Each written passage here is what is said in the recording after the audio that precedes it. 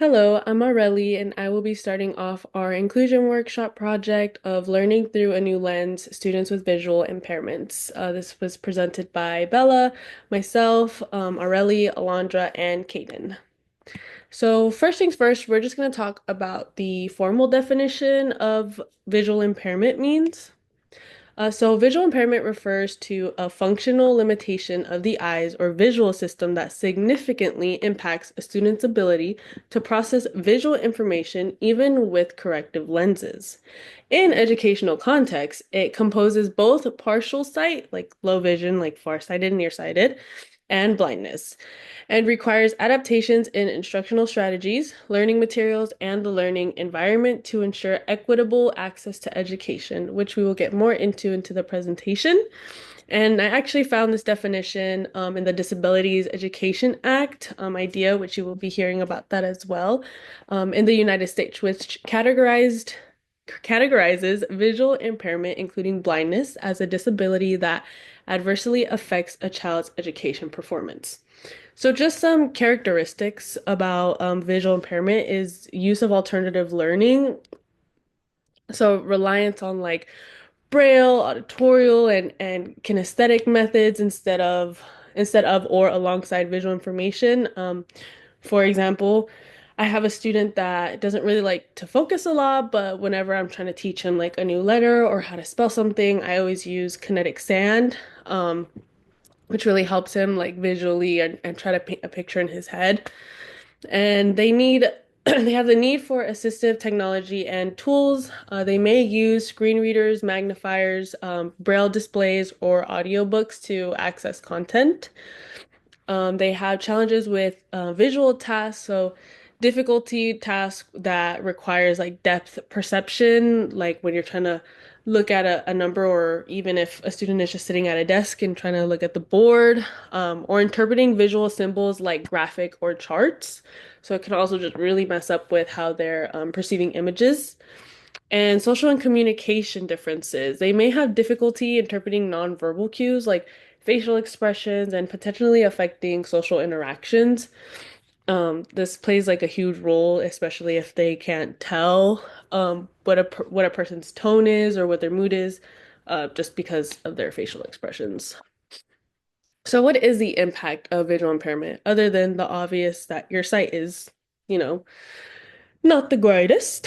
So they have a lot of academic challenges. Students may have difficulty accessing standard print materials, visual representation, or written assignments. It makes assignments a lot harder in the academic setting, maybe taking a student a little bit longer to have to complete an assignment. It really impacts their social and emotional skills because group activities or unstructured social settings like recess may be more difficult to navigate for them. They could be a little, clumsy or something might happen. Mobility and orientation issues. So even just something as basic as navigating the school environment can be challenging for them, leading to dependence on others if mobility training hasn't been improved. And then access to information and technology. Without accessible technology, students may fall behind in digital learning environments, which, we could also help by putting big text and stuff, just to make it easier for our students. And another one is independence and life skills. Delays in developing self-help and independent living skills like cooking, grooming, or organizing materials may occur, even if it's just as like sorting pictures. That might just be difficult for a student with a visual impairment to try to understand. Some key words, and some of these words you will definitely be seeing in IEPs. So some keywords are just plain out visual impairment, low vision, legally blind, partial sight, braille, screen reader, assistive technology, individual education program, which is an IEP, disability accommodation, and they would be labeled as special education. So these are just like a few key ones. A lot of these words and vocabulary will be in a lot of IEPs. So getting a good understanding of it and getting familiar to the different types of ways that visual impairment is explained is very, very important, especially if you're getting like a new student and you're trying to read their IEP. Um, some teaching methods would be multisensory teaching, providing accessible learning materials, hands-on materials, which is my personal favorite that I incorporate in my classroom, and then modified classroom layout and lighting. I know it's kind of hard sometimes because some some autism rooms have like dim lighting because lights are some kids have very sensitive eyes, and that can play a huge role with visual disability as well. And just making things like even just labeling stuff with bigger font would help a student, or just making sure you're just going that extra step. I wanted to show this video of some teaching methods. I really enjoyed how this video explains visual impairments and just in general is a really great video.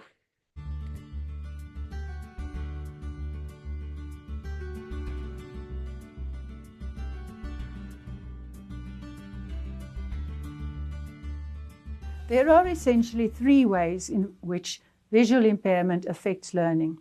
Firstly, it affects the child's range and variety of experiential learning. Experiential learning refers to how sighted babies watch and visually organize their world. Even before they learn to crawl, they categorize objects in their environment as large and small, the same, different, rough and smooth. They also start to make attempts to touch objects that are out of arm's reach. Children with visual impairment need parents, teachers, or other caregivers to help them experience these objects that sighted children experience through sight. Parents and teachers need to provide assistance and guidance to a child with visual impairment in organizing his or her environment. Secondly, it creates a need to develop alternative skills. Most areas of the mainstream curriculum have been developed with sighted learners in mind. The visually impaired child needs to develop alternative skills to access subject matter. As the teacher, you can include modifications and accommodations so that learners who are blind or visually impaired have access to the general curriculum. Modifications and accommodations may include instruction in reading and writing through Braille, using optical devices with standard print, using auditory materials for learning and reading, and making use of tactile graphics. Thirdly, there are also other needs created by vision loss that are not necessarily linked to curriculum content, but affects the learner's more personal, daily living and social skills. For example, reading facial expressions, developing positive social interactions, functional skills needed for personal care, for hygiene, food preparation, house cleaning, job seeking, finding suitable recreational activities. Persons with normal vision often learn these skills incidentally. But as creative teachers, we can infuse many of these skills into our subject teaching and in collaboration with parents and caregivers, follow a holistic approach to develop the learner's full potential and participation in the classroom and the wider community. In conclusion, to make it possible for all visually impaired learners in your class to have equal access to the curriculum, you need the support of a team of people involved in the learner's education. The holistic approach requires that you as the teacher, specialist staff, parents, as well as the learner, find individual support strategies for each learner with visual impairment and for each situation that presents itself in your class.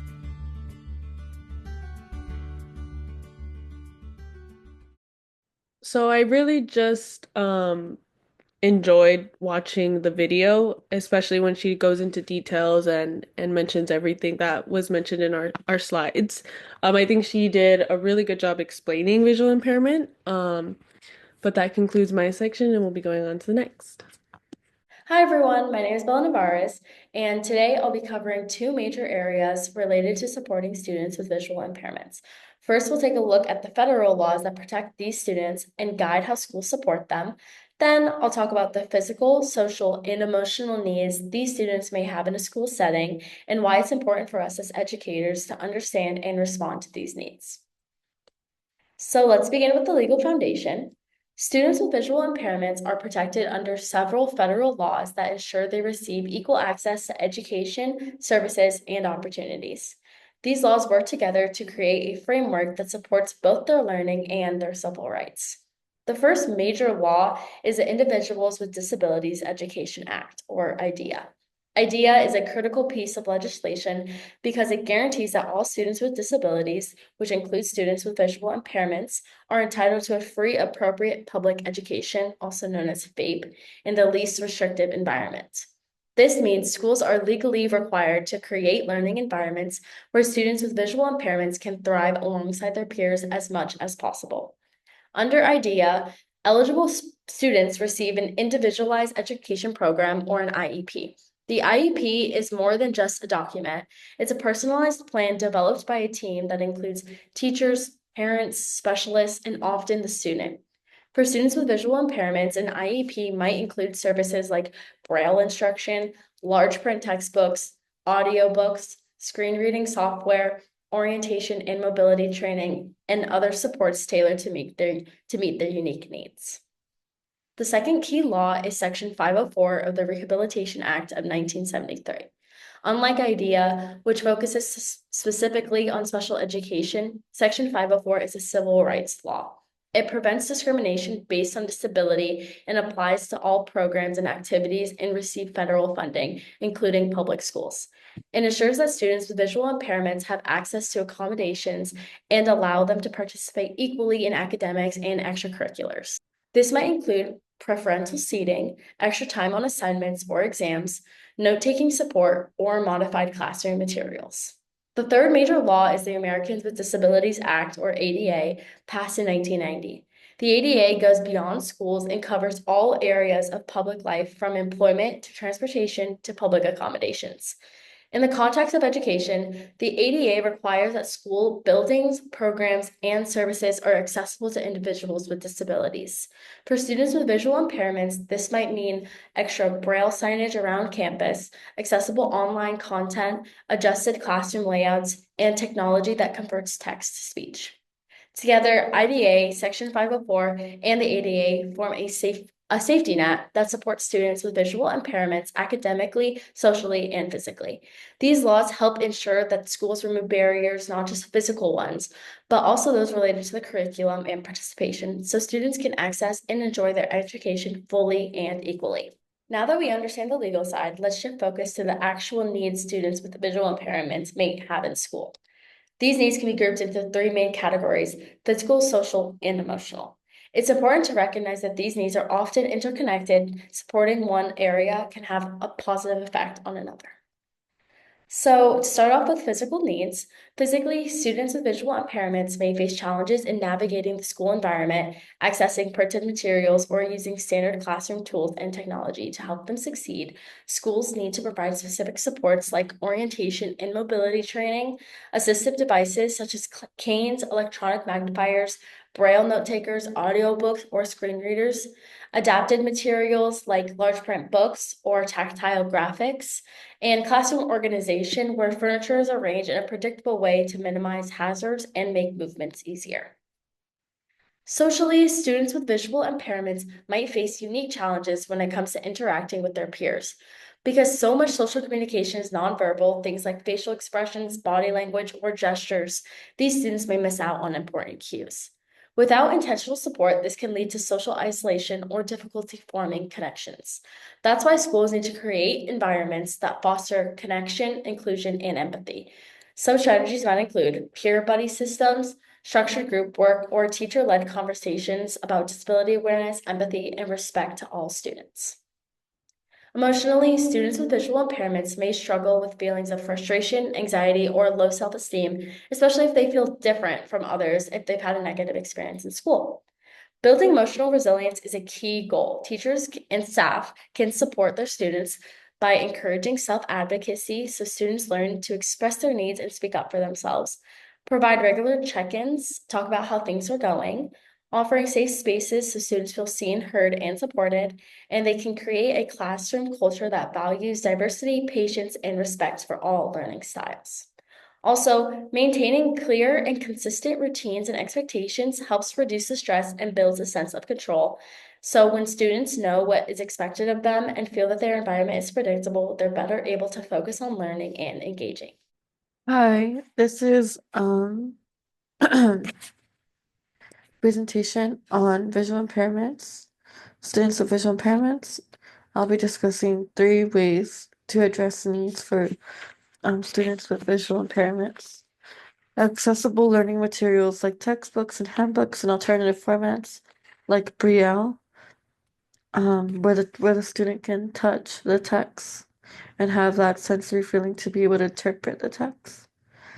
Large print for students with very low vision that can help drastically. And also text to speech programs that help a lot of students read read documents that are from their teacher, read readings, and they're able to do tests online. Because of the text to speech programs, there's programs like JAWS that are found on the Windows application. Audio helps a lot with students with visual impairment. Screen readers that read the text aloud of the screen for students, and audio recordings of lectures, allowing the student to tape a lecture, allowing the student to have verbal instruction that is that that is paced at a way that they can understand. Classroom accommodations. Students with visual impairments need preferred seating arrangements to sit in the front of the classroom to be able to focus and keep that eye coordination. It's important um to use the universal design for learning in our lesson plans to make all lesson plans accessible for students with visual impairments to provide a fun, engaging classroom for all students. The UDL principles ensures that every student gets a chance to learn the same, to all learn the same. Inclusive group and buddy activities will promote inclusion in the classroom and promote friendships and avoid that isolation for students with visual impairments. Tactile graphics around the classroom are very important for the restroom, for hallway passes. 3D models are especially helpful for um, students with visual impairments. And all of these are helpful tools to promote inclusion in the classroom. One great community resource students with visual impairments can turn to is the Arizona Center for the Blind and Visually Impaired. They offer great services such as assistive technology, support groups, social recreation events, orientation and mobility events, living skills workshops, and low vision services. Another great resource available to students with visual impairments is the Foundation for Blind Children. This organization gives students the opportunity to be involved through Braille and large print libraries, Braille on demand, itinerant teacher services, webinars, assistive technology, and assistive technology training. This organization also has programs that give students access to family education and support, early intervention, sports, arts, and recreation, college prep, and adult programs. Similarly, another great organization geared towards helping students with visual impairments is the Hadley Institute for the Blind and Visually Impaired. This institution offers resources such as workshops, audio podcasts, discussion groups, and assistive technology options to get involved with. All of these organizations provide varying opportunities, resources, events, and activities for students to be involved with their community as a whole and community within the visual impairments, and allows them to be able to reach other students in similar situations as them. One of the major resources for students with visual impairments is assistive technology. This resource is used in a variety of settings. However, when used as a learning resource for students, it takes the form of instructional games, large font format, screen readers, magnifiers, and more. Another strategy resource that can be used for students with visual impairments is Braille. This resource is for those students with much more advanced visual impairments. However, it allows them to be able to read and write in similar ways as other students do, and to be able to communicate with others. Other teaching strategies and resources that are beneficial are creating an accessible learning environment, utilizing multiple senses in activities and incorporating them in lesson plans, using clear and concise communication, and providing instructions in an adaptable manner for these students. Another great resource is auditory learning, where students have the ability to learn with audiobooks, spoken instructions, and discussion activities with both the teachers and other students.